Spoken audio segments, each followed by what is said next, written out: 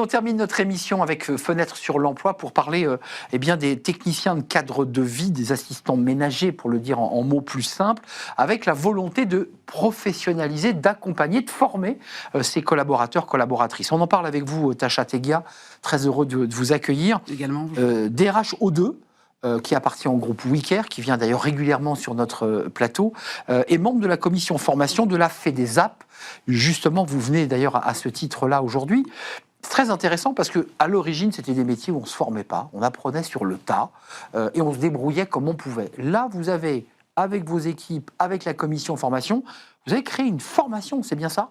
Exactement, un partenariat entre la FEDESAP et le groupe IMA, pour reconnaître et professionnaliser le métier d'assistant ménager par le biais de la création d'une formation reconnue par l'État et qualifiante, dont l'intitulé serait technicien du cadre de vie.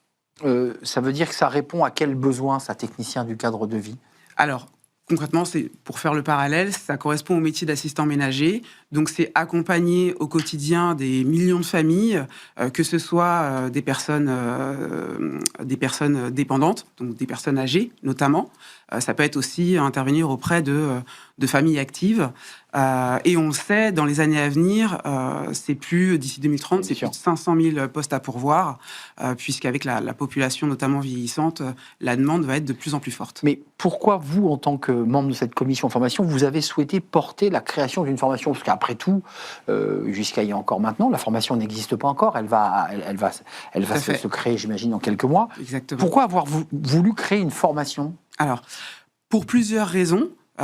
Notamment, effectivement, le constat du besoin à venir, mais aussi pour valoriser ce métier, pour apporter des compétences techniques aux salariés actuellement qui occupent les postes d'assistants ménagers, car c'est absolument nécessaire. C'est aussi apporter une meilleure qualité de service.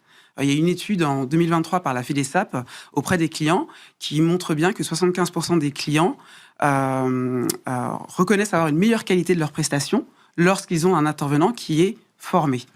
Dans votre esprit, et pas que dans votre esprit, parce que les choses vont devenir très concrètes dans quelques mois, c'est quoi les briques de formation que l'on donne et qui vont être des éléments, soit pour des personnes qui vont pousser la porte d'O2, puisque vous représentez cette entreprise, et qui vont dire « j'aimerais faire ce métier », ils vont enclencher une formation. C'est automatique, il n'y aura pas le choix.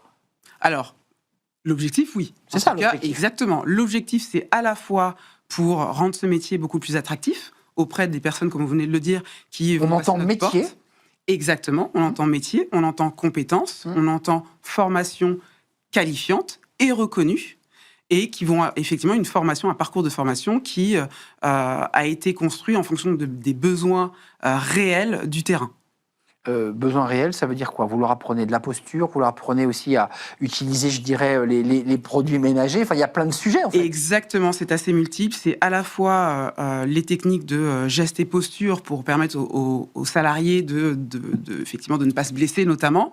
C'est à la fois savoir utiliser les produits ménagers, mais c'est aussi utiliser le matériel, notamment. Médical, par exemple, les lits, parce que j'imagine qu'il y a aussi beaucoup de sujets comme ça. Alors oui, mais là, on est plutôt sur le métier d'auxiliaire de vie. Donc ça, ils n'iront pas jusque-là. Exactement. Parce qu'il arrive parfois, vous savez, que l'aide ménager vient aussi rendre un petit service à la personne âgée. On n'en est pas à ce stade. Effectivement, là, on se concentre vraiment sur le métier d'assistant ménager, potentiellement futur technicien du cadre de vie. Et quand je parlais de la posture, c'est aussi de la posture d'accompagnement humaine de parfois des personnes qui ont des troubles psychiques, qui sont en difficulté. C'est pas toujours simple. Tout à fait, puisque alors cette formation, cette reconnaissance, cette formation, elle a aussi plusieurs impacts, et notamment positifs. L'impact côté humain. On vient de le dire, ça va nous permettre d'être un levier d'attractivité pour les personnes qui souhaitent venir sur ces métiers. C'est aussi fidéliser les salariés déjà à ces postes pour permettre aux entreprises de les former. C'est pas que des nouveaux, c'est ceux qui sont déjà en poste. Exactement, ça touche les deux types de publics. Et c'est aussi, comme vous venez de le dire, important, un impact sociétal, puisqu'on le sait, l'assistant ménager aujourd'hui, c'est souvent le premier lien auprès des personnes dépendantes, le premier lien avec l'extérieur. Parfois même le seul. Exactement. Et ça permet plus facilement, lorsque la personne aidée, bien sûr, son niveau de dépendance augmente au fur et à mesure que les années passent, d'accepter d'avoir un autre professionnel, notamment l'auxiliaire de vie, Bien sûr. pour pouvoir aller plus loin dans l'accompagnement. En une seconde, elle démarre quand cette formation ? Alors, 2026, on doit d'abord passer par la case reconnaissance auprès de France Compétences. France Compétences, exactement. Mais une fois que ce sera fait, on pourra tous en bénéficier. Eh bien, écoutez, vous viendrez nous en parler quand la formation démarre, peut-être avec une personne qui est accompagnée. Merci, Tasha Teguia, DRH O2 et membre de cette commission formation de la FEDESAP, qui, vous l'aurez compris, FEDER organise cette belle formation. Merci à vous, merci de votre fidélité. Merci à tous ceux qui nous écrivent, qui nous regardent. Merci à Nicolas Juchat, évidemment. Merci à Paul, aujourd'hui, au son. Merci à Loïc, à la réalisation. Merci à tous les téléspectateurs qui nous suivent et qui nous regardent. Je vous souhaite de très belles fêtes de fin d'année. Portez-vous bien et puis on se donne rendez-vous évidemment en 2026. Je vous dis à très bientôt. Bye bye.